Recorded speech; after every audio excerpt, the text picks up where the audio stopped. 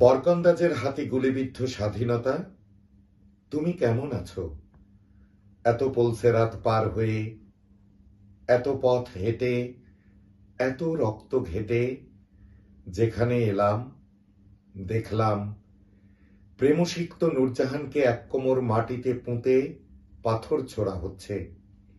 দেখলাম আততায়ীর গুলিতে মুক্তিযোদ্ধা পরাণ শেখ মারা গেছে।